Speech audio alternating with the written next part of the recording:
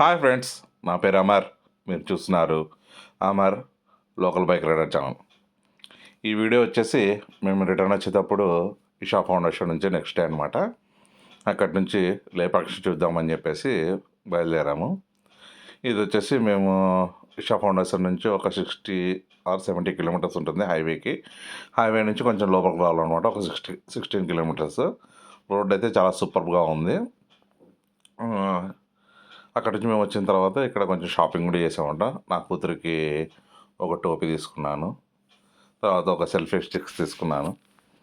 ఇక్కడ దగ్గర చాలా బాగుంది లొకేషన్ అయితే. అక్కడ పైన గరుడ అవి కనిపిస్తున్నాయి కదా, పిల్లలతో వచ్చినప్పుడు ఇది ఎంజాయ్ చేయడానికి బాగుంటుంది. పార్క్ టైప్ ఉందన్నమాట పైకి ఎక్కడానికి. మాకు టైం లేక మేము పైకి ఎక్కి చూడలేదు. ఇది ఇంత ఒక పార్క్ టైప్ ఉందన్నమాట. దీని నుంచి కొంచెం ముందరికి వెళ్తే ఇది వీరభద్ర స్వామి టెంపుల్ అనమాట. దీనికి 2 సైడ్లు ఎంట్రన్స్ ఉన్నాయి. ఇది మనం బయట నుంచి వస్తే ఆ టెంపుల్ నుంచి వచ్చేటప్పుడు ఇది ఒక రూట్ అనమాట. ఇందాక మనం గరుడది చూసాం కదా, అక్కడి నుంచి వస్తే ఈ రూట్లో నుంచి టెంపుల్లోకి వెళ్ళాల్సి వస్తుంది.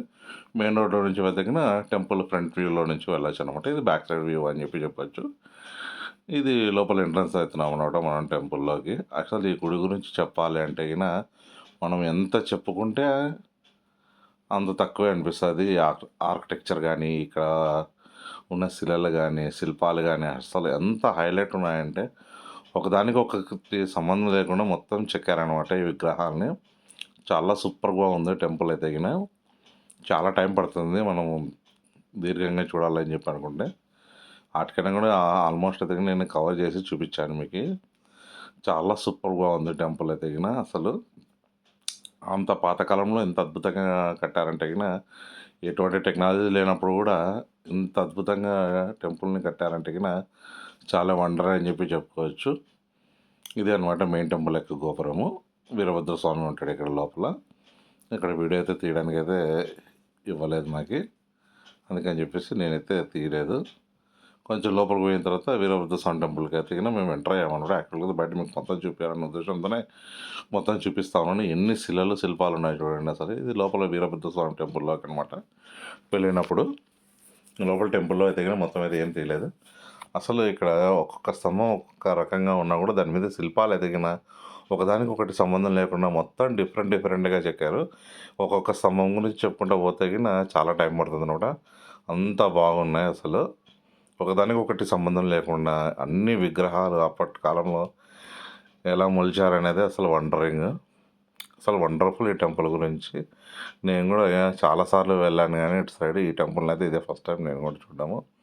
అసలు చూడండి, స్తంభాలు కూడా అసలు అప్పటి కాలంలో అంత వరుసల్లో నిలబెట్టారు అసలు. ఒకదానికి సైడ్ నుంచి చూసినా కూడా మొత్తం లైన్గా కనిపిస్తాయి. ఇట్లాంటి ఒక 5 or 6 ఏమో ఉన్నాయి కంటిన్యూగా. మొత్తం చూపిస్తాను చూడండి ఈ టెంపుల్ అంతా. అసలు విగ్రహాలు చూడండి ఎంత హైలైట్గా ఉన్నాయో అసలు. టెంపుల్ కూడా చాలా బాగుంటుంది అసలు. అంతా సూపర్గా ఉంది టెంపుల్. ఇది మాటల్లో చెప్పడం కంటే మనం డైరెక్ట్గా వెళ్ళి చూడడం ఇంకా హైలైట్గా ఉంటుంది.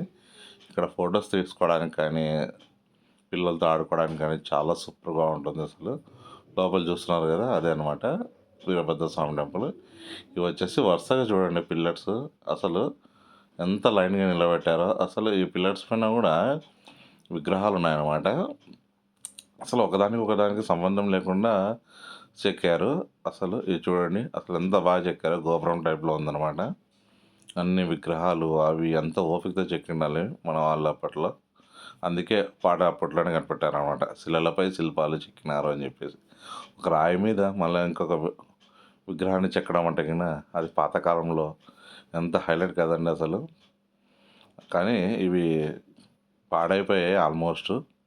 ఏమంటే ఇప్పుడు కొంచెం డెవలప్ చేస్తున్నారు, జనాలు వస్తున్నారు కాబట్టి ఇంకా కొంచెం నిలబెట్టి కింద పడిపోయే వాటిని కూడా కొంచెం నిలబెట్టి చేస్తూ ఉన్నారు. కొంచెం నీట్గానే ఉంది టెంపుల్ అయితే చాలా బాగుంది టెంపుల్. చూడడానికి అయితే దాదాపు 2 hours or 3 hours పడుతుంది టెంపుల్ మొత్తం మనం తిరిగి చూడాలని చెప్పి అనుకుంటే.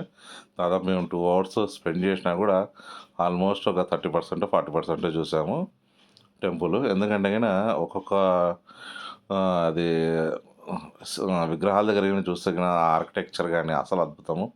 ఇది కూడా వినాయకుడు అనమాట, రాయిలో మొలిచాడు అనమాట వినాయకుడు. ఇక్కడ కూడా ఆల్మోస్ట్ ఫొటోస్ అంతా దిగుతూ ఉన్నారు. ఎంతమంది ఉన్నారంటే హాలిడే కావడం వల్ల చాలామంది ఉన్నారనమాట.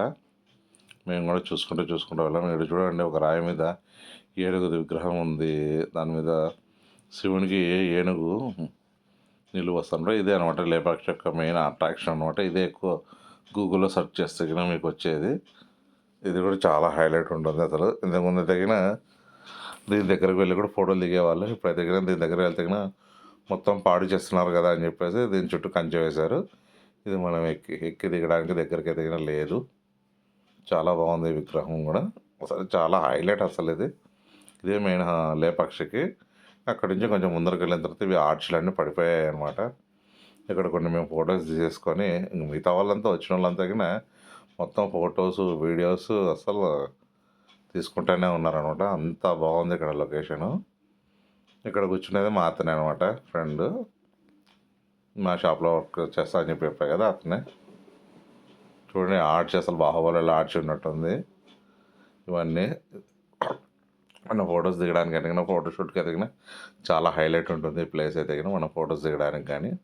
చూడండి మొత్తం చుట్టుపక్కల అంతా బాగుంది అసలు. చాలా టెంపుల్ చాలా టైం పడుతుంది. ఒక్కొక్క విగ్రహం దగ్గరికి వెళ్ళి మనం కానీ చూడాలి అని చెప్పి అనుకుంటే కానీ చాలా టైం పడుతుంది అన్నమాట. నేనేమంటే తొందరగా చూసేసి వచ్చేసాను. మీకు చూపాలనే ఉద్దేశంతోనే కొద్దిసేపు వీడియో తీశాను అనమాట. ఒక 10 or 20 minutes ఉంటుంది అంతే. 10 minutes ఉంటుంది. ఇది లోపల నుంచి మేము బయటకు వచ్చిన తర్వాత ఇక్కడ కిందకి దిగి వెళ్ళిపోతాం అనమాట టెంపుల్కి బ్యాక్ సైడ్ నుంచి. చూడండి అసలు అంతా మొత్తం రాయి కట్టడం అనమాట. ఒక రాయి పైన మళ్ళీ దీన్ని నిర్మించారు. కింద మొత్తం మట్టి లేకుండా మొత్తం రాయే ఉంది. చాలా హైలైట్ అసలు ఇది. రాయి మీద ఇంత గుడిని నిర్మించారంటే చాలా. ఇది సీతమ్మ పాదం అని చెప్పి అంటున్నారు. చూడండి ఎంత బాగుంది ఈ చెట్టు కూడా. ఇది ఏం చెట్టు కూడా నాకు తెలియదు కానీ చాలా బాగుంది అసలు ఎండిపోకుండా. అక్కడక్కడ పూలు ఉన్నాయన్నమాట.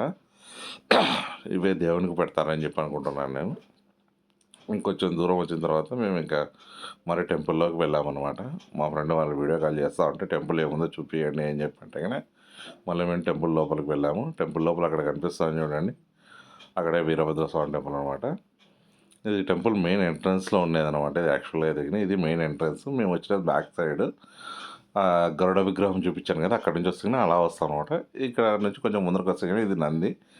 ఇది కూడా హైలైటే అనమాట. ఇది కూడా రోడ్ సైడే ఉంటుంది. అక్కడి నుంచి చూస్తే టెంపుల్, గరుడ విగ్రహము, ఈ నంది చాలా హైలైట్గా ఉంటుంది. చాలా బాగా మెయింటైన్ చేస్తున్నారు టెంపుల్ని అయితే. ఎక్కడ ఇంత చెత్తగానే పడనివ్వకుండా కూడా బాగా చేస్తూ ఉన్నారు.